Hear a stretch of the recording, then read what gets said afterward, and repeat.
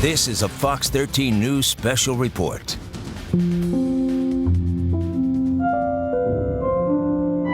It's been more than 4 months since the lives of families across the state of Utah were turned upside down. Therefore, I'm announcing today a soft closure of all of Utah's public schools. For months now, COVID-19 has changed our daily routines from one-on-one time with teachers and classmates. Just review our 7 habits and talk about what they are and why they're important. First things first. To distance learning at home. I'm tired of fighting. She's done. She's tired. She doesn't want to do this. And with a new school year right around the corner, there are concerns about how safe class will be for students and teachers. Asking kids to sit next to each other for 7 hours a day with just a mask is not enough protection. It's gonna feel so different, and how I'm gonna have to kind of teach completely differently, that I don't really know how it's gonna work yet. Tonight, Fox 13 News is looking to give parents some guidance and peace of mind in the decision-making process so your children can go safely back to school. Good evening and welcome to this Fox 13 News special presentation. Over the next 30 minutes, we are going to look at the factors that play a big role in safely returning your children to the classroom. Fox 13 News is helping you to prepare for whatever lies ahead. We hope to give you ideas about these crucial next steps before school starts. Fox 13's Amy Nay has been talking to families, also experts, about some solutions, and joins us tonight live in studio. Amy. Bob and Kelly, this is an important topic for me and so many of our viewers, of course, right now, as we all try to navigate through this the right way for our children. To begin tonight, we take an in-depth look at the challenges local families are facing right now, and some who are looking into what other options may be out there if the choices offered by their school just don't work for them. We start with the parent dilemma. It seems like no matter what choice is made, no one's going to be happy. Amanda Funai is the mother of 5 sons, 4 in the Salt Lake Public School District. Her newborn, not yet of school age, born just 4 weeks ago in the middle of the coronavirus pandemic. It's been a challenge, you know. Pregnant this spring with baby Jack, she and her husband, both professors at the University of Utah, would try to facilitate distance learning for their boys, ranging in age from kindergarten to 7th grade. So that's kind of a hard dynamic where you're not just the parent, but you're also trying to enforce all the schoolwork at the same time, plus trying to get all our work done. She says it was quite a juggling act. You know, the kids would have Zoom meetings, we would have Zoom meetings, both me and my husband. You know, we can do about 2 or 3 Zooms before our bandwidth will, crap out. For some, distance learning worked, but for 8-year-old Logan, it was frustrating. We would check over his work, and he would be like, "You can't tell me to change that. You're not my teacher." Something she says they'll still face this fall, when in her district, they still don't know if they'll be solely virtual or a mix of at home and in the classroom. There's good things about it and bad things. Logan's heading into 3rd grade. It was hard to understand how my teacher wanted us to do things. It was kind of chaotic. Big brother Andrew is going into 8th grade. It was really different. Some of the classes were harder to do, and some of them were about the same. He says being stuck at home was the hardest part. We're getting a bit stir crazy, but it's been really fun. He liked online classes, but says it's better with friends, so much so that he says he's willing to wear the mask he doesn't enjoy. I think that masks should definitely be worn, but I tend to get claustrophobic when I wear them. But I'll make do, I guess. I want to see the kids wear masks, especially the older kids. Amanda also hopes social distancing and hand washing is a priority if the kids do go back, something Salt Lake is still trying to decide. I know that the teachers want to be safe. And obviously we want the kids to be safe too. My dad and my brother are both middle school teachers, so I know how they feel about being back with all the kids, but it's hard on parents to have the kids home, and it's hard on the kids too. Fearing they're not getting the education they need. I'm transitioning my class online for the fall right now, and I have university students who will do it, hopefully. It's different when you have elementary school students and you're trying to get them to do everything online. There'll be gaps even with a really good curriculum. Amanda says she has concerns about her newborn in this COVID age and doesn't want to expose him, but balances that with the belief that for her older boys, it's better to be back in school. My husband has had colleagues who have gotten COVID. One of my students last semester did. So it's there, it's real. We're trying to make the best decision to keep everyone physically and mentally healthy, and it doesn't seem like there's a right choice in there. It is such a nightmare. We have been just frantic trying to make plans, second guessing ourselves, waiting for information. Rachel Day is like many moms here in Utah, trying to decide what's best for her kids in the upcoming school year. We are really worried about sending our kids someplace where we just don't know if it's going to be safe or what the arrangements would be to keep it safe. In Rachel's district in Salt Lake, there's still no final plan as to what school will look like for the kids. Communication has been slow with our district. We're having to start to think about other options now. Like hiring tutors or forming a co-op teaching group with other parents in the neighborhood. I think there's an idea about having moms take a day with a group of kids each that will give them the social interaction, some educational opportunities, but also be in environments that we know are safe. Let's see where I can fit this. Rachel has 2 children, her son William starting 2nd grade. Those are just options we're beginning to talk about as we feel less confident that the schools are in a place to start in a couple weeks' time. I'm William. I have another magic trick I want to show you. William's entry into his school's virtual talent show, part of his at-home learning this spring. Pretty interrupted. He hated distance learning. It did not work out. I did not like it. And his mom agrees, saying it was hard to keep her son on task with his assignments.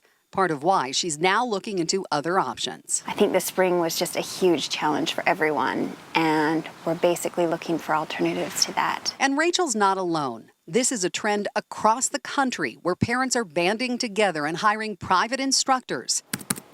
Facebook groups like Pandemic Pods or Micro Schools are helping families connect with thousands of members. But it can come with a cost. On the site Teacher to Go, 3 hours of tutoring 4 days a week would cost $480 a week, widening an already present gap. Education equity is an issue the nonprofit Waterford.org tries to address, offering free pre-K education online to families in Utah since 2009. The children get 15 minutes of personalized program every single day, 5 days a week. Preparing 4-year-olds for kindergarten and beyond. But spokesperson Kim Fisher says for many, success with online learning comes down to whether or not they have a computer and internet access. Those who have it have been able to continue their learning progress. Those who don't, they're getting left behind. That technology gap has to be addressed in order for us to move forward with our children and their learning. Can you tip it over? Show me the back. As for Rachel and William, they're trying to decide what's next for them this fall. I think just trying to figure out what could work, what are the opportunities for kids and parents, and try and muddle through it again as we did in the spring, looking for an alternative to that.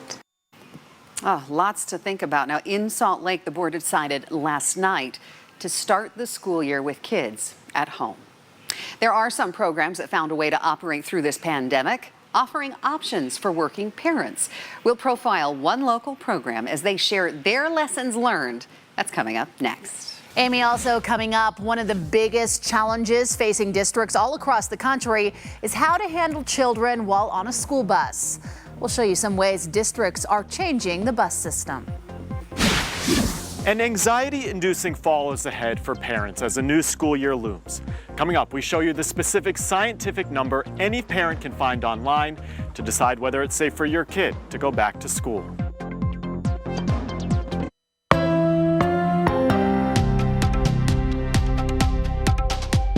Welcome back, everyone. Glad you're with us tonight. We know many parents and grandparents are concerned about the upcoming school year. Chris Conti shows us a specific scientific number that many experts believe is a key metric to measuring safety. It's daunting for sure, the decisions that you have to make. A summer of social distancing is giving way to a fall of uncertainty for Courtney Knopfsinger and her family.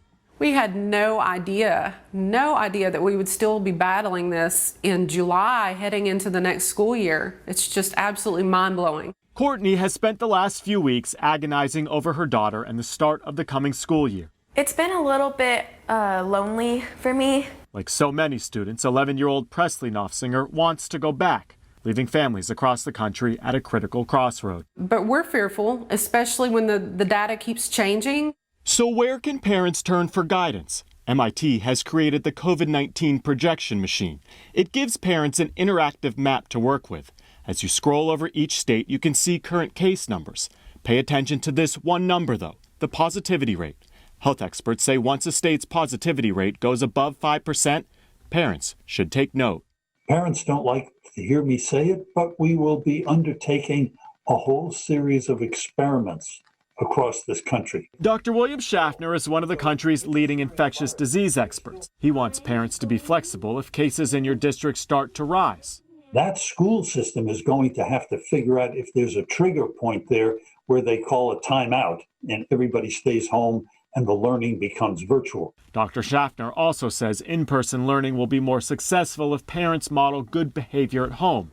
Wear a mask in public. Show your kids what social distancing looks like. If you do that in your family already, then it'll be easier for the child to understand what's happening.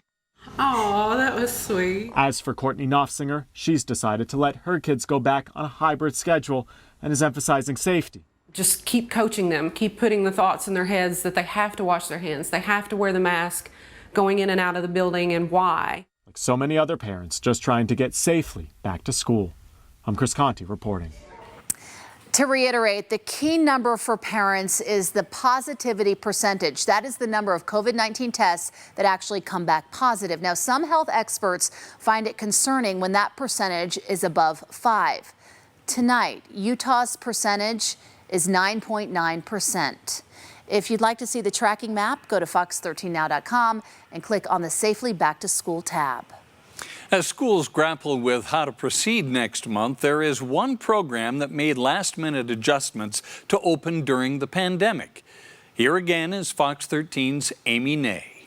Good morning. That looks awesome. You ready to go in? It's a bustling scene here at the Jewish Community Center on Salt Lake's east side. Good morning, Malcolm. Hi, Brooklyn. Counselors in this newly transitioned child care program welcome the kids in a new curbside drop-off, part of pandemic measures now in place. And you've got the temperature?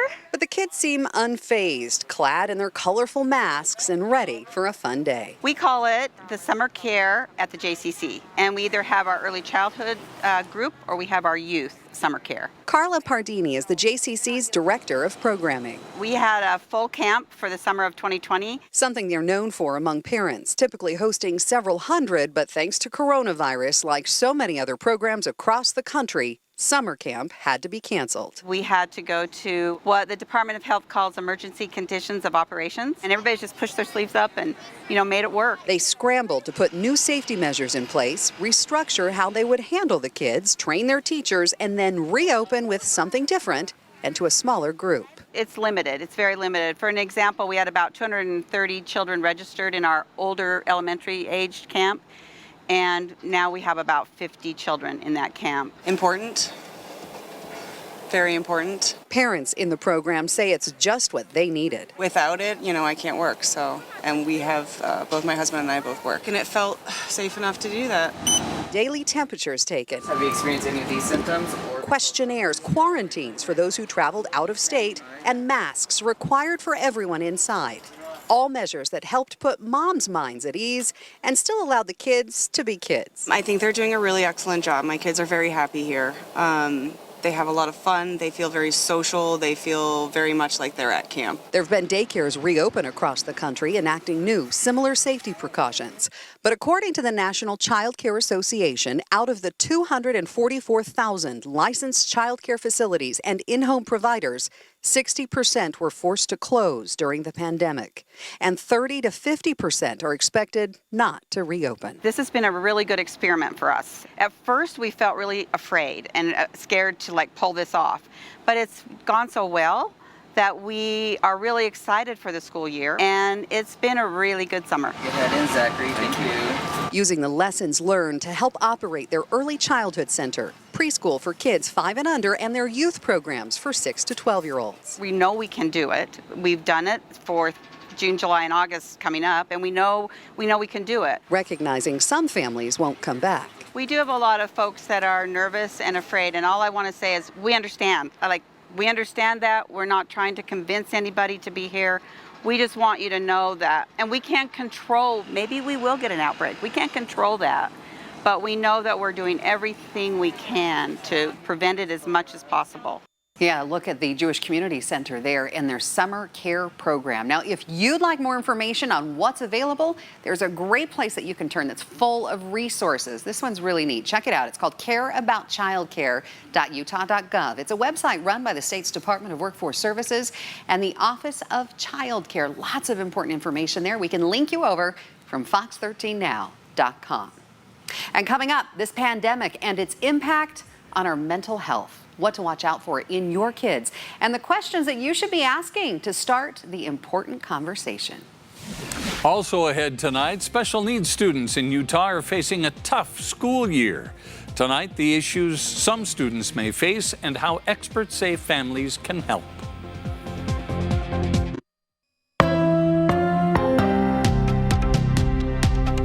So many things to think about right now, and parents may be wondering how their students can ride the bus safely. Experts say most fully loaded school buses can transport about 77 students. Now, cramming them into that enclosed area would be a perfect place for COVID-19 to spread. So the CDC is advising bus companies to have only 1 student per bench. But that reduces capacity on some buses to about 12 children, meaning school districts would need to run double or triple the number of trips each day. The group Alternative Behavioral Strategies says parents are wondering how school will go for their special needs children. They say those children typically need consistent, one-on-one, hands-on teaching. And things like social distancing, wearing masks, online learning, also split schedules may be very difficult. The group says it will be a challenge schools do need to address to ensure a safe learning environment. It is a tough situation. And the idea is to really understand the resources and figure out how can I get the consistency, how can I get the intensity of the learning opportunities that my child needs. Alternative Behavior Strategies says parents should reach out to their children's school and behavioral health organizations to find an individual plan for their child. Many parents are trying to decide what's best for their child as they ponder how to get them safely back to school. We took those concerns to pediatrician Monica Wanacott at the Granger Clinic in Riverton. Now, she does support recommendations by the American Academy of Pediatrics, which just last month says students should be physically present in school. We're starting to understand that kids aren't amplifying the virus like influenza is. It seems to be transmitted different, and how it's acting in them is different. Based on those frameworks we've been given from the state, we feel comfortable moving forward with significant restrictions and regulations in our schools. Spokesman there for the Granite School District says school will be very different from when students were last in class back in March. Assigned seats, desks spaced far apart, auditoriums used as classrooms, also outdoor spaces utilized.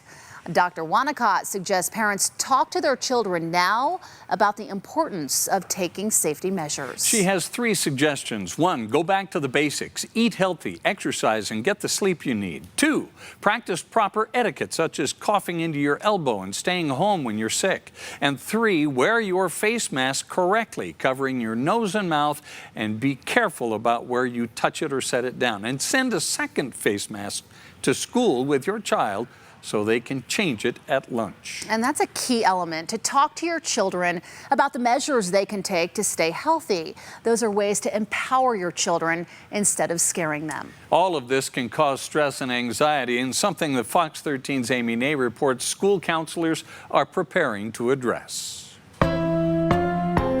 We're prepared to provide support to students and families whether we come back or not. Stacy Lindsay is the counseling specialist for the Salt Lake City School District. We are expecting that there's going to be a lot of need when we come back to school. Students and families dealing with stress, anxiety, depression, and possibly trauma. As counselors, we're just trying to plan for whatever scenario comes up. We have essential functions of counselors, and that's to teach social emotional skills to students and also to provide support when students are having a really hard time.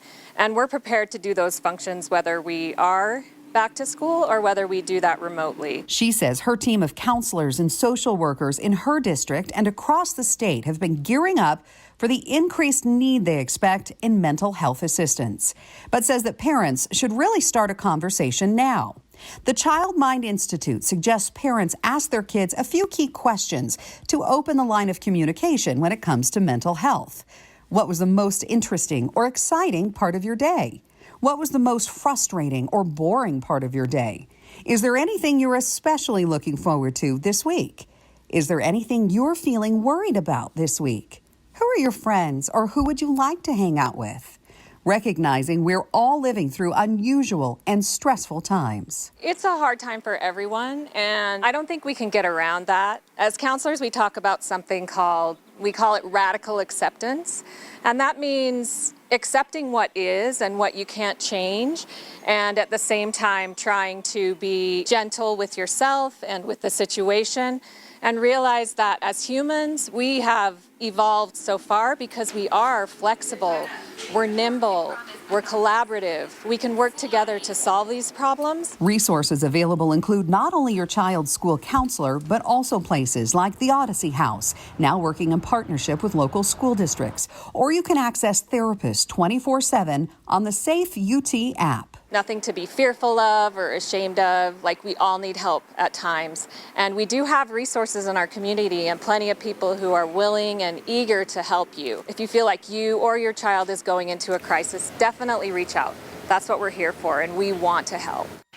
Now, Centers for Disease Control and Prevention has an entire section at cdc.gov when it comes to kids and their mental health during this pandemic. They offer free services, emergency 24/7 help, and more. Bob and Kelly, experts suggest that we take this time to reassure our kids that they're going to be okay, and of course, we'll help them navigate their way through this journey that's certainly new for all of us. Absolutely new for all of us, but we really hit on some key points that families can now talk about together. Thank you for joining us tonight as we help get your children safely back to school. QuickCast is next.